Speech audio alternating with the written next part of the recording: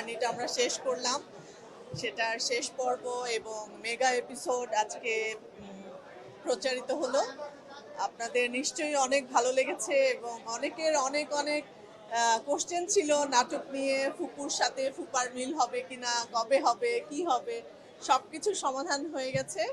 তো আজকে আমরা মেগা এপিসোড দেখলাম, সবকিছু মিলে হচ্ছে আপনাদের কেমন লাগছে সেটা জানার বিষয়। একদমই ভাবিনি। ছোটবেলায় যখন কোথাও কেউ নেই দেখেছিলাম, স্কুলে পড়ি তখন, তখন আমার মনে আছে যে বাকের ভাইকে নিয়ে মানুষের অনেক আগ্রহ ছিল।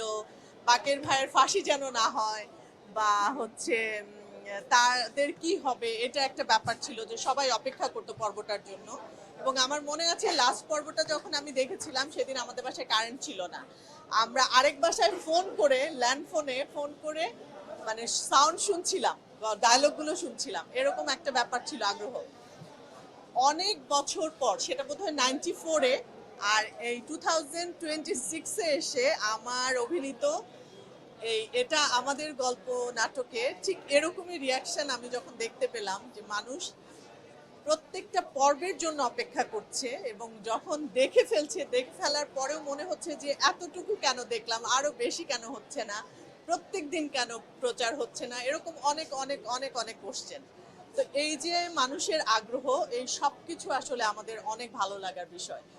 মানে অনেক ভালোবাসা না থাকলে, অনেক পছন্দ না করলে মানুষের এত আগ্রহ তৈরি হওয়ার কথা না। সবকিছু মিলায়ে আমি অনেক অনেক কৃতজ্ঞ আমি আমার দর্শকের কাছে, আর মোস্তফা কামাল রাজের কাছে। এত সুন্দর একটা সিরিয়াল সে আমাদের দর্শকদেরকে উপহার দিয়েছে এবং আমরা সেখানে অভিনয় করার সুযোগ পেয়েছি।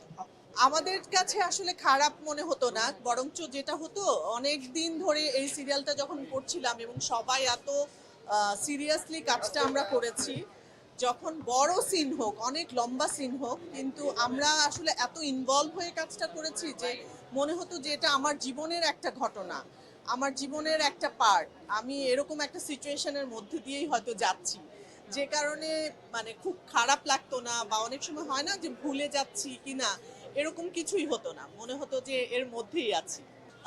বাইফার আয়োজন চমৎকার একটা আয়োজন হয়েছে। গতবার আমি এখানে জাজ হিসেবে ছিলাম, আর এবার যেহেতু আমার নমিনেশন আছে, তো এবার তো জাজমেন্টে আমি ছিলাম না, এবার নমিনি হিসেবে এসেছি। ভালো লাগছে খুবই। আর সবসময়ই পুরস্কার পাওয়া বা পুরস্কারের জন্য নমিনেশন পাওয়া বা যে কোনো নিজের কাজের সমালোচনা, আলোচনা, অ্যাপ্রিসিয়েশন সবকিছু অনেক আনন্দের, আসলে অনেক ভালো লাগে। তো সেই হিসেবে বাইফার আয়োজনটা আজকে আমার জন্য অনেক স্পেশাল। আমার অনেক ভালো একটা কাজের সাথে সাথে রিয়াকশন আমরা দেখতে পাচ্ছি এবং এটার জন্য নমিনেশন পেয়েছি। সবকিছু মিলে খুব ভালো লাগছে। অনুপ্রেরণা আসলে পুরস্কার তো সবসময়ই অনুপ্রেরণা। তো আমার কাছে মনে হয় যেই পুরস্কারটা পাক, যেই ক্যাটাগরিতেই পাক না কেন, তার যে কোনো আর্টিস্টের জন্যই এটা আসলে অনেক সম্মানের, অনেক অনুপ্রেরণার। তার পুরস্কার পেলে সামনে আরো ভালো কাজ করার একটা আগ্রহ তৈরি হয় এবং আমার মনে হয় চ্যালেঞ্জ তৈরি হয়, যে আমাদেরকে সামনে আরো অনেক ভালো ভালো কাজ করতে হবে, এই নিজের ভেতরে এই তাগিদটা তৈরি হয় সবসময়।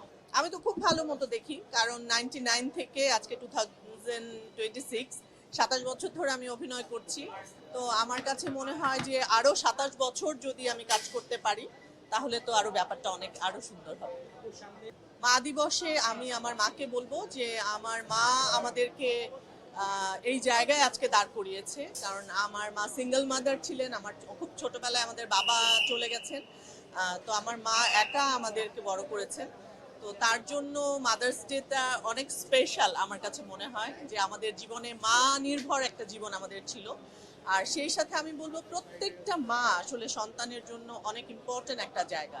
যে কোনো সন্তান, সন্তানের শিক্ষক যদি আমরা বলি, তাহলে হচ্ছে একটা মা একটা সন্তানের জন্য শিক্ষক সবার আগে। একটা মা হচ্ছে একটা সন্তানের শিক্ষক, যে কারণে সমস্ত মায়েদেরকে আমার পক্ষ থেকে অনেক অনেক শুভকামনা এবং সালাম। ঈদুল আজহায় আমার বেশ কিছু কাজ আসবে। মোস্তফা কামাল রাজের তোমাদের গল্প 2 আসবে, আর আর আরিফ খানের একটা চ্যানেল আয়ের জন্য একটা কাজ করেছি, ওটা অনেক সিনিয়র আর্টিস্টদেরকে নিয়ে। সেই কাজটা আসবে তৌকির আহমেদের লেখা এবং আরিফ খানের ডিরেকশনে। চয়নিকা চৌধুরীর ডিরেকশন এবং ফারিয়া হোসেনের লেখা একটা টেলিফিল্মে কাজ করেছি এনটিভির জন্য, ওটাতে আমার অপোজিটে আফজাল হোসেন আছে। সো সব কিছু মিলে আসলে আমি খুবই হ্যাপি যে অনেক ভালো ভালো কাজ করতে পেরেছি। ইনশাল্লাহ অনেক ভালো কাজ আপনারা দেখতে পারবেন। Thank you.